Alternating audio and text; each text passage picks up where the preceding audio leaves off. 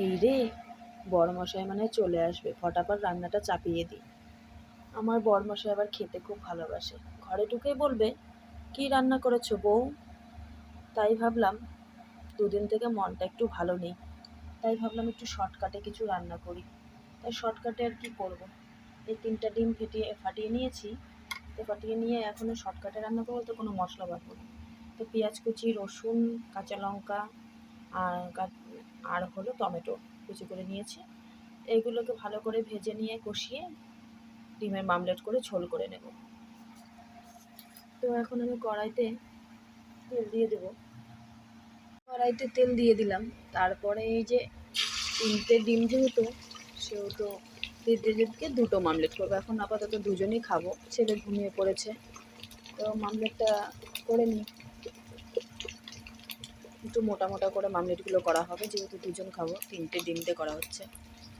তো মামলেটটা হতে থাকুক।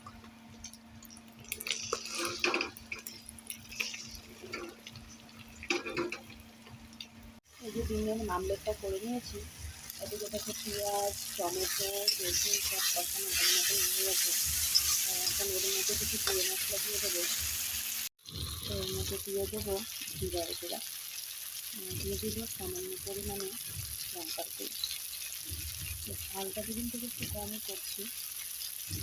আর দিয়ে দেবো ধনে জিরে সামান্য পরিমাণে, মিট মশলা, আর দিয়ে দেবো কাশ্মীরি লঙ্কার গুঁড়ো সামান্য কালারের জন্য। রান্না করতে করতে কারেন্টটা চলে গেছিলো, এখন আবার কারেন্টটা চলে আসছে। এই যে তখন গুঁড়ো মশলাগুলো আমি সব দিয়ে দিয়েছি। সামান্য পরিমাণে হালকা একটু জল দিয়ে দেবো, ওটাকে ভালো করে কষিয়ে নেবো। পেঁয়াজ আর টমেটোটা পুরো আমার ভাজা ভাজা হয়ে চলে গিয়েছে। এখন মশলাটা দিয়ে একটু সামান্য জল দিয়ে একটু ভালো করে কষিয়ে নেবো। দেখো রসুনগুলো মোটামুটি আমার ভাজতে ভাজতে একদম সিদ্ধ হয়ে গেছে, বুঝেছ? একদম সিদ্ধ হয়ে গেছে। তো দেখো মশলাটা যতক্ষণ না তেল বেরোয় ততক্ষণ ভালো করে কষানো ভালো হয়। দেখো বন্ধুরা, মশলা থেকে পুরো তেল বেরিয়ে গেছে।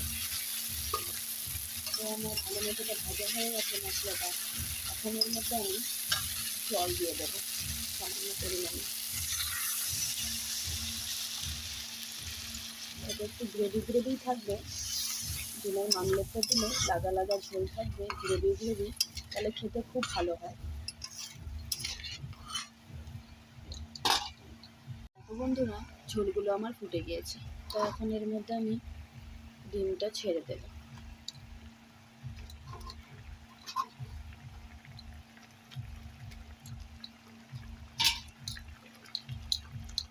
ছোটোবেলা থেকে বাবাকে দেখে আসছি সবসময় গোটা ডিম খেতে। তো আমরা সবসময় অর্ধেক ডিম খেতাম। তা এখন বড় মশাই যেহেতু কর্তামশাই, সেহেতু বড় ডিমটা খাবে। তার আমি খাবো এটা, আর আমার ছেলের জন্য রেখে দেবো এটা, কালকে যদি খায় খেতে পারবে।